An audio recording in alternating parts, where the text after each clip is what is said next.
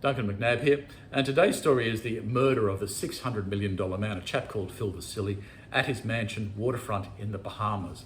It's a case I've been working on for quite some time and will be a multi-episode podcast dropping early next year. I'll drop some more details as it gets closer. I'll be delving deep into this quite bizarre case in that podcast. But let's start up today with a taste of what's to come. Now, Phil Vasyli was a man that changed lives around the world. He was the bloke who invented the over-the-counter orthotics you could buy in your local pharmacy, slip into your shoes, and take the pain out of standing up and walking around, or at least reduce it substantially. A remarkable life-changing invention for many people. As Phil's wealth grew, and Phil was a religious bloke who believed in giving back, he and his family set up a charitable foundation to provide healthcare in poor communities around the world.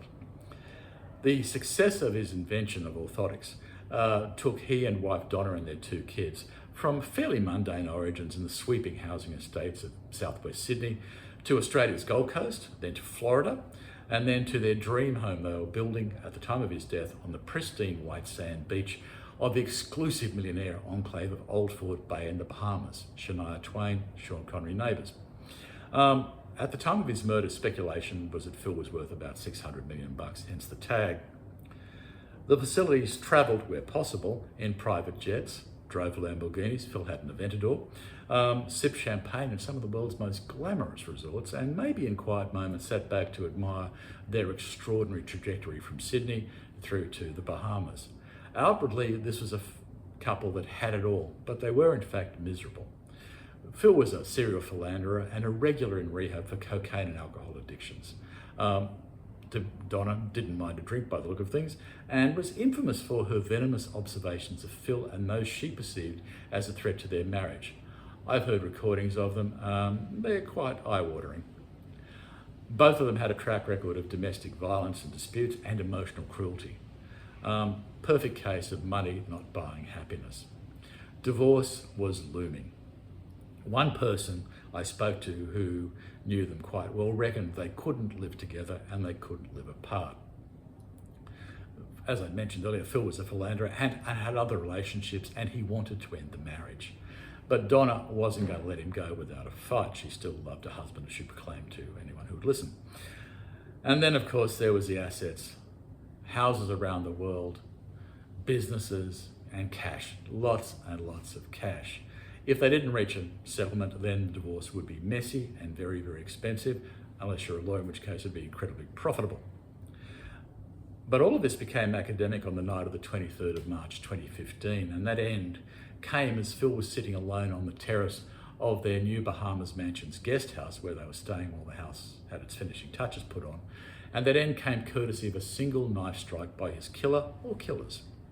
A point here, Donna had spent the night at her daughter's house nearby following another grim disagreement with Phil. The weapon that killed Phil was a Wusthof brand stainless steel chef's knife, taken by the look of it from the kitchen's knife block. His death came with one single blow.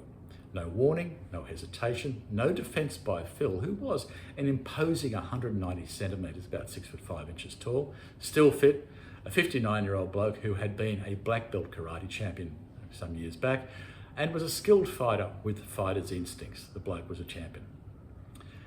The knife was plunged almost 15 centimetres, about 6 inches, deep into the left side of his neck, nicking an artery. Phil struggled from the terrace to the kitchen, where he died moments later. The knife was left on the terrace, either dumped by the attackers or the attacker, or perhaps pulled out by Phil. His body was found next morning by the gardener, who arrived at the scene to set up for breakfast, as he invariably did most mornings, saw blood and the knife on the terrace, found the door still locked to get into the house, used his key to get in to unlock the door. The locks on the house were the sort that meant you couldn't lock yourself out accidentally. You needed a key to open and to close them. What this suggests is that the death of Phil Vasyli in a closed room at the time may be an old-fashioned classic lockroom mystery. A few days later, after the police were deep in their investigation, they charged Donna Vasyli, Phil's wife, with his murder. Now, throughout this entire process, and even now, Donna still proclaims her innocence. It was, in my opinion, an adequate investigation by the police at best. And it was in part hampered by Phil having fallen down the house steps a little while under the influence of booze earlier that day. Now, when he fell down, he broke some glass, cut himself. There was a bit of blood spat around the place. All of this added some confusion to the subsequent crime scene forensics. The police didn't have the easiest of tasks. After arrest, Donna spent a few months in jail before being granted bail. Her trial was in October 2015 and ran for 3 weeks. The jury heard all the usual prosecution evidence on forensics, pathology, police witnesses, and so on, the usual routine you'd expect in a murder trial. The defence also, not unexpectedly, presented alternate theories. They included suicide. Now, Phil was left-handed and the knife wound was to the left of the neck, so it would have been a bit tricky to stab yourself as deftly as he was. They suggested random attackers robbing the house after walking along the beach looking for targets. They suggested possibly a planned and executed attack, almost James Bond style, and I point out that Thunderball was, I think, filmed just up the road. This is a sequence where Bond steps out of the water onto the beach, unzips his wetsuit, and there's a dinner suit beneath it. The planned and executed attack may have been by business rivals, enemies, or so on, or did Phil have some sort of dark attachment somewhere? Prosecutors reckon it was a clear-cut case of domestic murder, with a weight of circumstantial evidence leading to proof beyond reasonable doubt. Donna's lawyers, again unsurprisingly, told the jury there was insufficient evidence to convict her and that she was, and I quote here, a loving wife of long standing, and there is nothing one can point to in this case to sum up with any kind of motive as to why Donna Vasyli would want to kill her husband. Absolutely nothing. The jury took just over 4 hours to find her guilty. As they did so, Donna fainted. Her family, who'd been supporting her throughout and still do, screamed. When Donna recovered, she screamed out to the court, "I love my husband," and was then taken away to the cells. A few weeks later, she was sentenced to 20 years. The prosecution didn't seek the death penalty, which was still on the books in the Bahamas in those days, and just as well they didn't, because the case was far from over.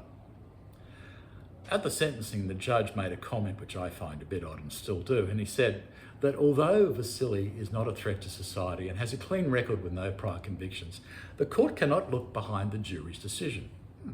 And he also said there has been presented a probation report which clearly shows that none of the persons interviewed were of the opinion that she committed this offence. Indeed, she herself expressed that she felt betrayed by the jurors on her case. What the jury didn't hear was of the looming divorce, potential disputes over cash, property and assets, the ugly history of domestic violence in the household, and the 2 women Phil was deeply involved with at the time who were expecting to give evidence at the trial but weren't called. They're still surprised they weren't called. In 2017, Donna successfully appealed her conviction and it was quashed and a retrial ordered. Donna was released shortly afterwards. Her lawyers made numerous forays into appeal courts, even as far as the Privy Council in London, which is the final court of appeal for the Bahamas, to have a permanent stay on the retrial. But that didn't work. And in 2022, Donna was again facing judge and jury, this time only 9 jurors apparently. Much of that case is under a suppression order, but in March 2023, she was found not guilty. Her lawyer outside the court, when she was found not guilty, her lawyer said to the media pack, "Emotions were high as everyone was relieved because there was no evidence against her, and everyone was very relieved that this ordeal is over. It's been 8 years to this point. She, Donna, is very happy. She's very emotional as she was finally deemed not guilty of this crime that she did not commit." The lawyer added, "Her life has been at a total halt. She hasn't been able to visit her family in Australia. Her passport has been taken, and she is just happy this whole thing is over." As I noted earlier, the details of this second trial are elusive thanks to the suppression order. From my experience with this case from start to finish, the Bahamas aren't very keen on what we like to call open justice. It seems to be somewhat different in the Bahamas. The Bahamas police equally have an unusual attitude to questions. They simply don't respond even to my questions about, is there a new investigation to find out who killed Phil? Simple question. No one's been convicted of it, therefore it's still an unsolved murder. As I said at the top, this murder mystery will be the subject of a multi-part podcast next year where I'll dig deeply into the case. I'll let you know when that's coming up, and thank you.